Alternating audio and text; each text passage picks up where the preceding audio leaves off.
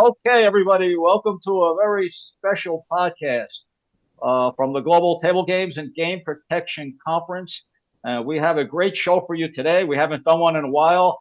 And Michael Chapman, the casino guru, as we call him, he is the host. And Michael, I hear that since the last time we did this, your speaking stock is going through the roof now. Uh, First of all, I heard you're going to be speaking at the G2E. That is correct, right?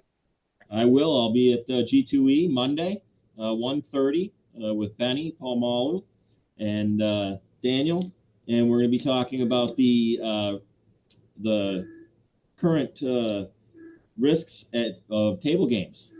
I knew it was going to be something about table games because we're we're in the right place, and I also you've changed your position. You are in a new position now. Also, is that correct? I am. I moved a little south. I'm at West Virginia in Charleston at Mardi Gras Casino as the director of table games. Okay, glad to hear it. And Michael is the host of the show, and we have two very special guests here. Kevin Luck is the new game genius, one of the new games geniuses out there. He's the creator of Baccarat Blitz. That is the official name of the game, Kevin, correct? Baccarat Blitz? That's it. And that new game, exciting new game, is going to be debuting at Firekeepers Casino. Is it May 28th? Is that official? It's sometime that week. So whenever we get the training done, we'll be down there on Monday. So as soon as John wants to make it go live, we'll have it go live after his folks get trained on it. Okay, so I'll just keep everybody up to date. You just let me know when it's going live. And speaking of the Firekeepers Casino, we have a guy here who's him and his partner, Derek Miller, who unfortunately couldn't make this podcast. But I would say, and I think Michael and Kevin, you'd agree with me that John Fell and Derek Miller have done way more than anybody Right. for the sake of bringing new table games to life, right? I mean, these two, yeah. And I also, I've never been to Firekeepers, but I really hear that everybody who goes there loves it. I just never got there, and yeah, I will one day. But first of all, I want to thank you, John, for all the work that you're doing. I believe, John, if you weren't at my Global Table Games Game Protection Conference all 3 years, you were definitely there the last 2 years. Yeah, I was there the last 2 years. Yeah, as was Derek, I believe. Yes. Yeah, and they were both at the conference and checking out all the table games, and Kevin's, it was a standout game, Baccarat Blitz. So I talk too much, and that's why I'm going to pass this podcast off to the real host of this show, Michael. Take it away. I don't know that it's ever been said that you talk too much. I don't know. At least not to your face. Why am I always thirsty on these shows? Well, Kevin, it's good to see you. John, good seeing you. See you. Kevin, I want to ask, I know we hooked up on LinkedIn, and I saw a little bit about your background. And I believe, if I'm not mistaken, you started your life in the Air Force. Pretty much. Yep, that's true. And yeah, so I was in it for 25 years, and it's kind of getting ready to transition out. And everyone says, hey, you got to find something you love, and you never have to work a day again. So I worked in recruiting most of those years. So it was a sales type of a thing, and had been kind of playing blackjack for a good number of years at that time. I said, man, wouldn't it be great if I could kind of merge these two things together and transition out and hopefully be able to make some income that way. Hasn't worked yet, but that was the plan at the time. Aha! The blackjack. You're going to have to tell us those stories on another podcast, right? Yeah. So you started in on blackjack. Maybe a little advantage play here and there. Yeah. I was married at the time, so at the time, the ex now, he was totally against gambling. You're going to hell if you do this, and forget everything else she was doing. But this right here was going to throw you straight in the flames. But nonetheless, we ended up splitting up, and I probably played a handful of times here and there, but had read everything about probably every book that could be written about it. Had seen all the things that Mike Shackelford had put online, and it intrigued me at the time. And at the time, also in Oklahoma, it was kind of um, gaming was kind of gaining some traction, and it switched totally from only playing bingo and slots to starting to include blackjack and other games. So when we split up, I was totally free to do whatever I wanted, and I had gotten a tax income check, and I was going to go see if this thing could be really played for real, as opposed to just recreationally, maybe 2 or 3 times a year. Right. Sounds good. So you decided to come over to the light side, shall we say, from the dark side. Right. What interests you first? What was the first draw to really bring you into developing games? So the first thing was probably my brother had been working in gaming for just a little bit of time. So he had transitioned out of being a collegiate football coach at the time. Just say, hey, it's not making the money. I'm going to go do something else. Going to start settling down. And they settled in Kansas City. So he started working at what used to be the Flamingo that was later turned into Isle Capri. And he learned all these games. But his motivation for learning the games was, at the time they gave you a premium. Every game you learned, you got a little bit more money. And he kept going back and back, like, okay, I learned this one, I learned this one, I learned this one. And they finally just said, hey, if you really want to make any real money in this business, you need to invent a game. And it was kind of a joke at the time. And in tandem, though, I had been playing blackjack pretty regularly by this time.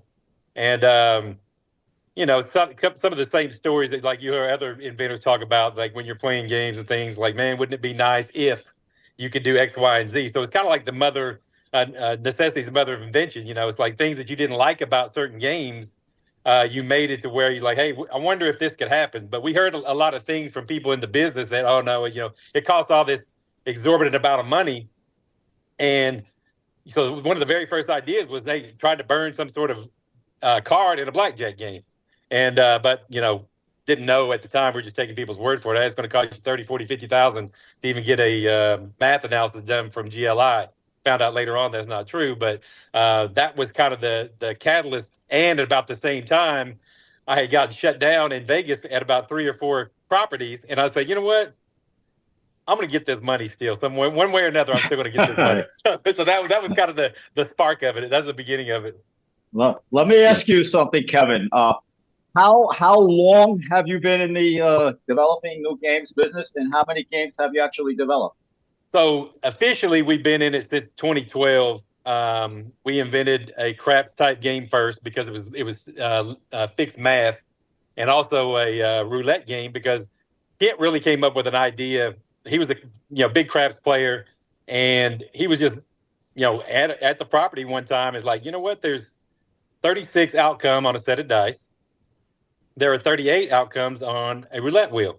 You take the zeros away, there's got to be some sort of similarities between these games, and we found that to be true in most cases. So we ended up creating the first game that went in somewhere was called Rainbow Bet Roulette, and we couldn't get any traction on it. No one in America was passionate about roulette, so we started thinking, it's like, we can't give this game away. Nobody wants this, and it was really being able to place bets inside the game of roulette, because it was just something like, hey, you get your money eaten up very fast. It's a simple game, but it has the highest house edge. And we were looking at it like, this is really the only table game that has no push element to it. So that's what happened. So we put some other colors inside the wheel, and we were at one of the Ravings events, and a person from Grosvenor Casinos in the UK was there.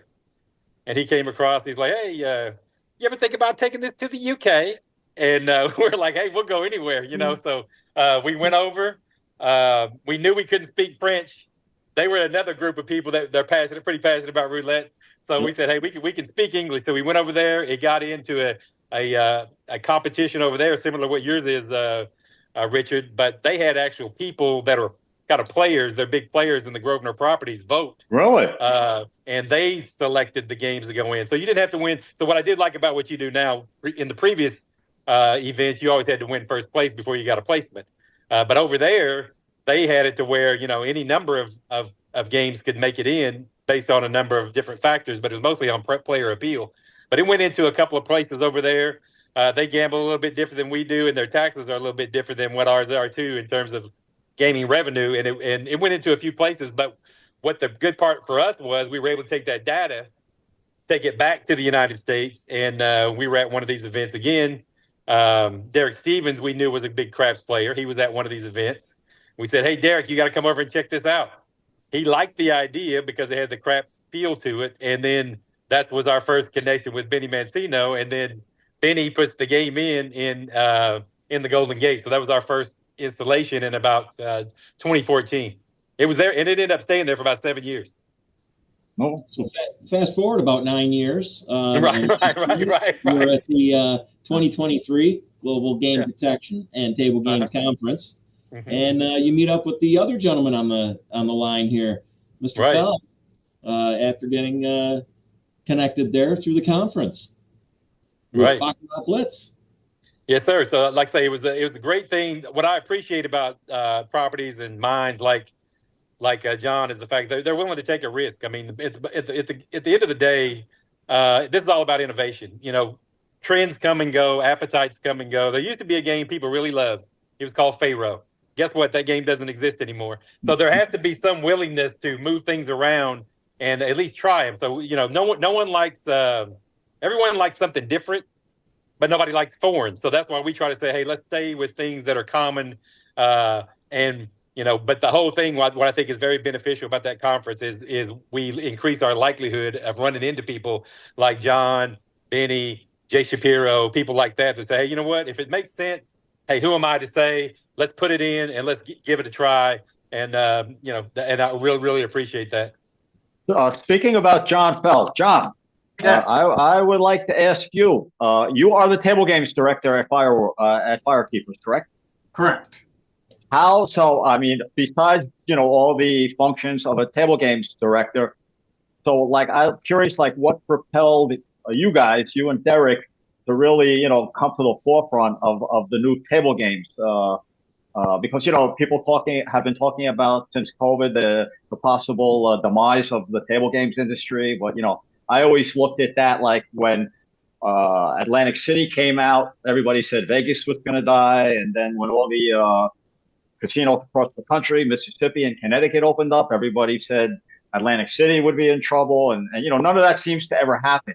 And everybody has been talking about, you know, with the invasion of electronic table games and online gaming, that the industry for table games is numbered, is living on borrowed time, but that just never seems to be true. And I have a feeling you agree with that. I do agree with that. I don't see table games dying out at all.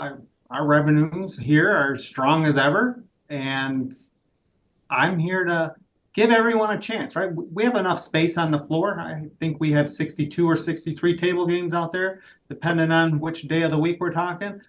So I have room on the floor to try something new, and I'm all for trying to give the smaller operator, the newest guy, a chance.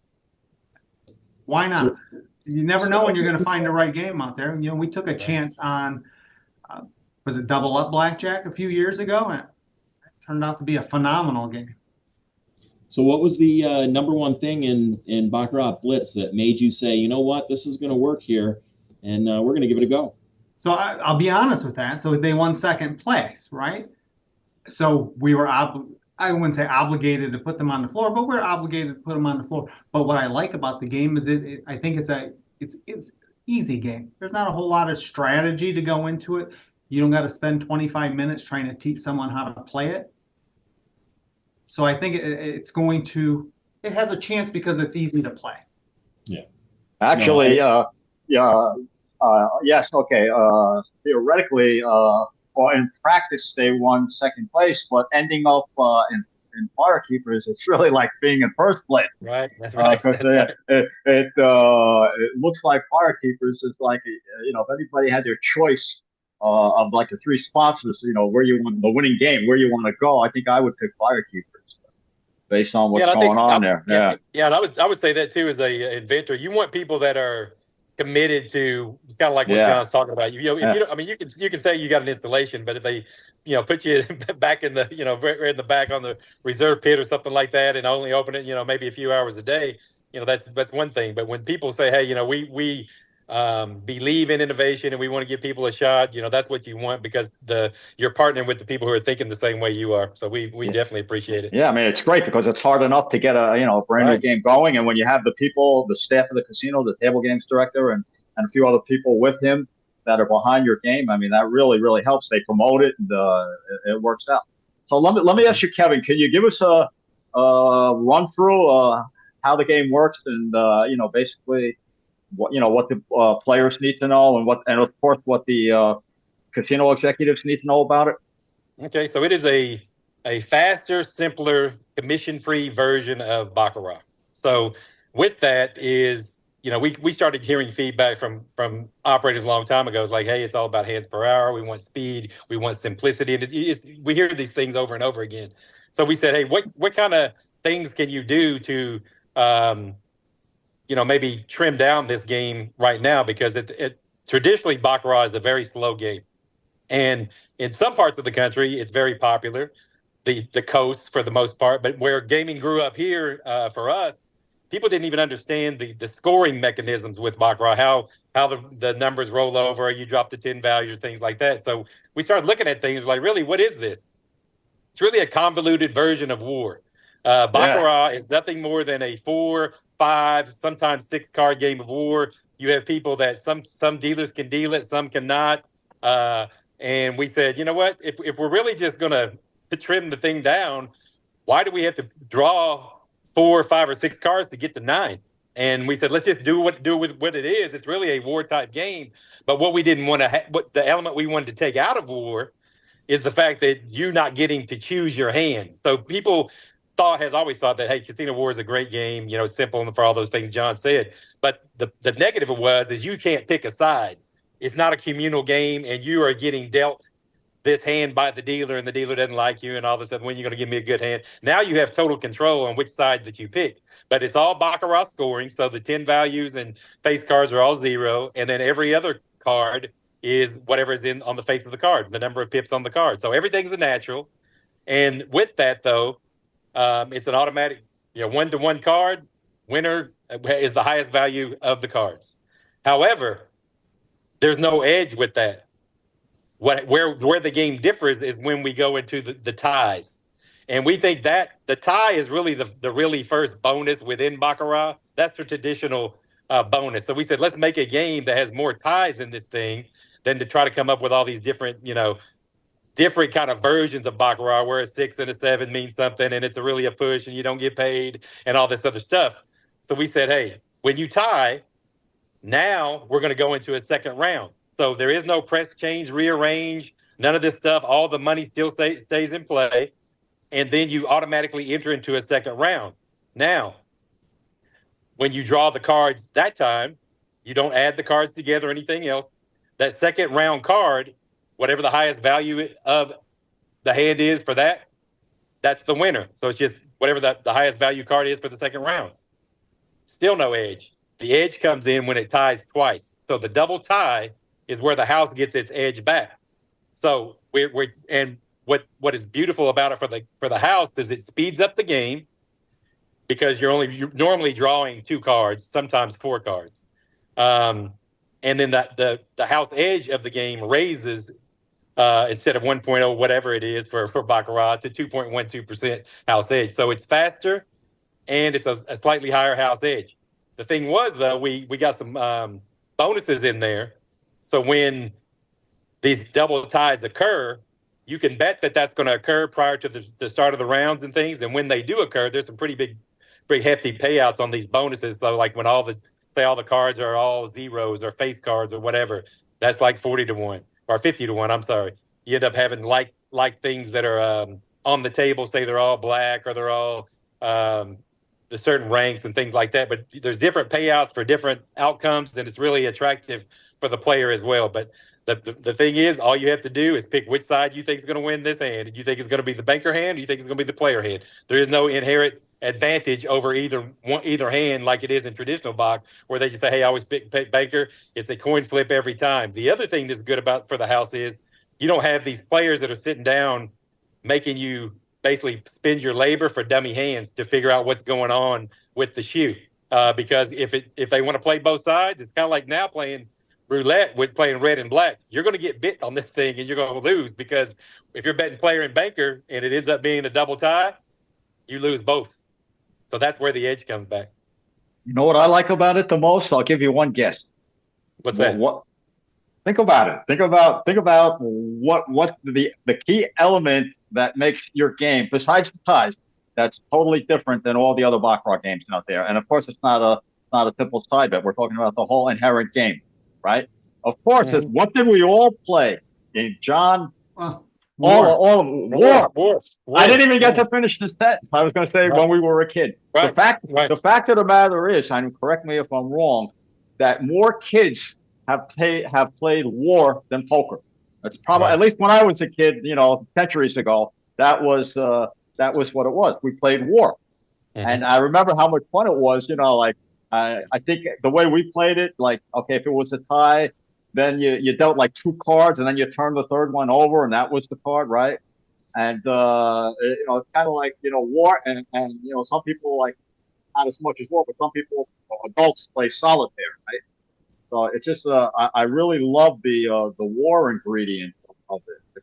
It was funny because we were going to actually go with that in the beginning, and we were trying to have a different version of war, and we were like, hey, let's call it Battle Royal or whatever, and we were saying, hey, the face cards were going to be equal, and Kent came up with the ideas like, listen, if a jack is the same as a face as any other face, or king and queen are the same, why don't you just make it Baccarat scoring? I'm like, well, I didn't even think of that, so that's why it went there, and no one would truly know what Battle Royal is. We first tried to say, let's make it an Asian themed game. I think at the time it was like Shanghai Showdown or something like that. I'm like, you don't want to name these games where someone has to look at it and, I don't know what that is, and they walk away. Or, you want to have some sort of inherent understanding of what the game is by the name of the game. So I think in Michael Shackelford's book, when he was, or Elliot Jacobson's book, he mentions this, and I think it's a very key ingredient to the games, because you may not know about what this is, but it's probably a fast Baccarat game. Okay, that's really what it is. How did you come up with Blitz? We just wanted something fast. So when you're saying fast, what does that mean? So it's a blitzkrieg type of a thing, but Blitz can also be a negative thing too. I mean, you can so you can be black and blue by the time this thing's over if you don't play it right. So it's just a fast version of the game, and it's just a synonym for fast. He's in Oklahoma. Football's in their blood. Football, yeah, that's it too. And Kent was an offensive guy, so he didn't want to get blitzed. So he was a receiver for Oklahoma State. So there's probably that football element of it too. That's the only thing we had here. Kent and Taylor May, they played in different different eras. Times, different eras, but so we had two. Taylor played at Oklahoma State when they were actually good. Kent was like, hey, I'm lucky to play, but he did. It was a great experience for him. He's still Oklahoma State Cowboy, tried and true. John, I want to ask you a question here. I have my ideas on where Baccarat Blitz can actually bring so much more to the game. What about you? Do you see this as something that can develop Bach players, get new players into the property, take some of those players that are on the one-arm bandits and bring them into table games because it's a good, simple game to play? So I think the scoring is going to help get people a little more familiar with how Baccarat operates. Will a Baccarat player come over and play this? I'm going to go out and say probably not. But I think we could introduce some people to the concept and maybe graduate them over there. Like I said, it's an easy game. Hopefully we could pull some people off of slots. I don't want their revenues exceeding ours too much more than they already are. But the goal is to get new players out there. We're all looking for that next. Even if it's like the Big Six, right? The division. Stop and play a couple hands and see if you like it. Hopefully we'll get that excitement going around it. And we usually, on the new games, we'll throw our best dealer over there, the most outspoken, the most personal dealer. We'll let them dress differently than the other dealers do, so then they're happy to be over there. And we try to promote the game that way. We give T-shirts away with Baccarat Blitz on it. So we're going to try to generate some excitement around, at least for a few weeks, to get people over there to play. I've seen traction. Michael, I would say that we were looking at that too in terms of where it would be placed. And Kent, he's been in gaming quite a while. He thinks it's probably one of the only games you could put it in either a Asian pit or as a carnival game, because you do have some Bach players that just jump from table to table to table because they're wanting the action. Right. But you could maybe use it as a complimentary type installation in one of those types of things as well, instead of just putting maybe a blackjack game in there like some properties do. No, and I think John really did hit it on the head. That was what my thought was. Is it's a great way to get some inexperienced players into the game of Baccarat as well. I mean, hey, that's the pretty much the number one game out there right now worldwide. So revenue wise, anyway. John, let me ask you, in Firekeepers, what do you existing Baccarat? Do you have easy Baccarat, or do you have another Baccarat game, or you don't have any Baccarat games now? No, we have 10 Baccarat tables. 10? We have 10. We don't do. I lied to you. We only have 8. I don't know why I said 10. We have 8. But we are putting this out on the main floor. So we have General's Baccarat pit, but Baccarat Blitz will go out on the main floor. How many? Let me ask you something. Because 30 years ago, Baccarat was 99% Asian, maybe higher than that. But I see other people playing it. I see Caucasian people, I see Latin people playing it now.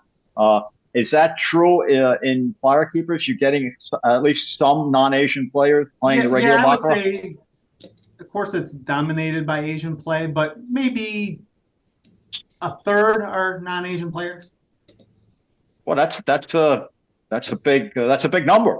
Yeah. That's a big number. No.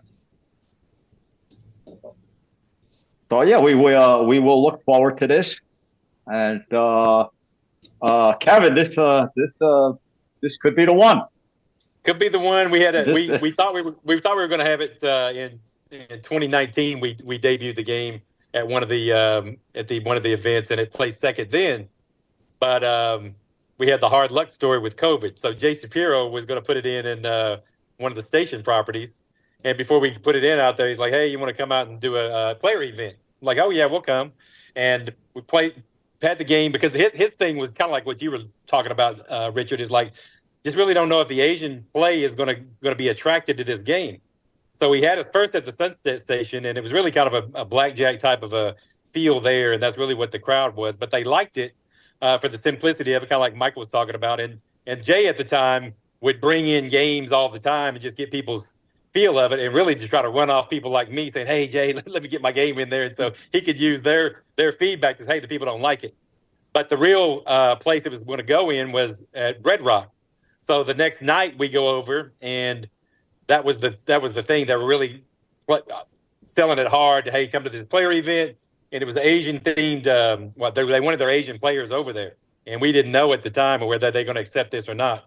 Ended up going over as a smash, because they felt like, hey, it's really the same thing. It doesn't really change much, but they like the attractive bonuses, which is it's a low house edge game. Baccarat is, but then now everyone plays these bonuses, and now we're getting the higher house edge on the main bets.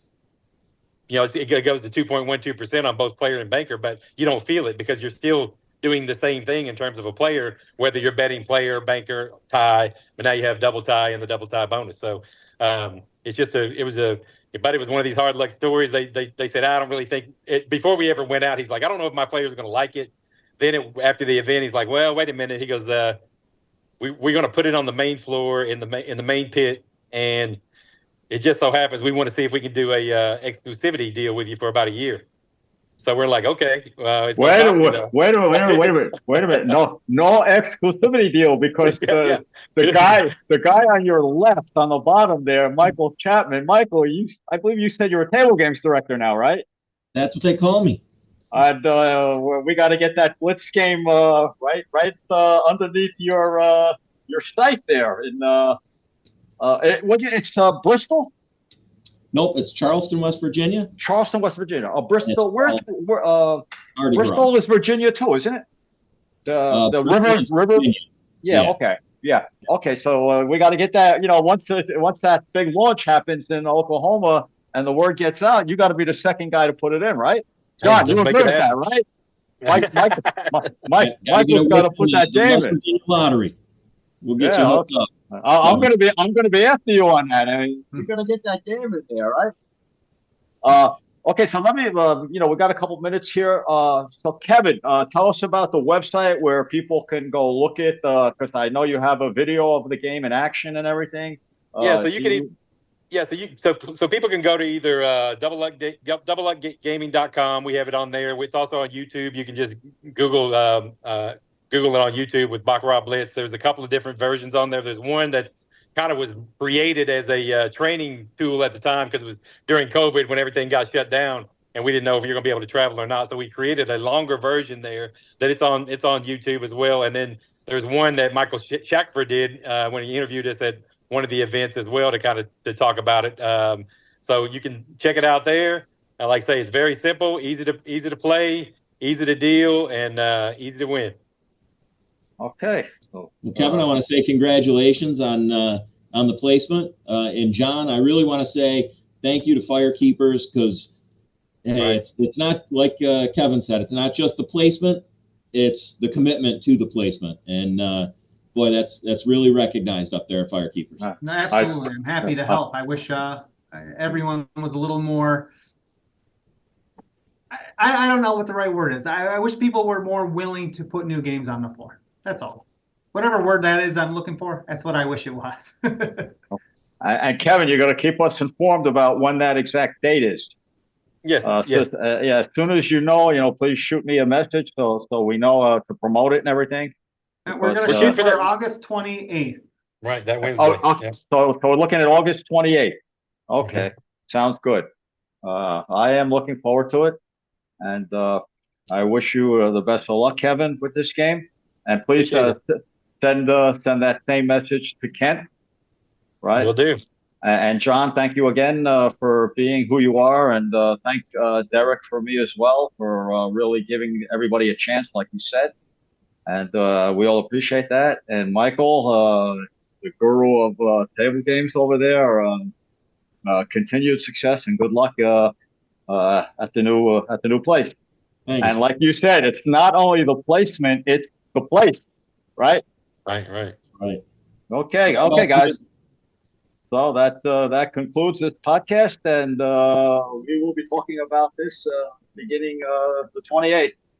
Okay. All right. Appreciate it, gentlemen. Thanks for all your help. All right, guys. Okay. Thanks a lot, you guys. Right now. Really good.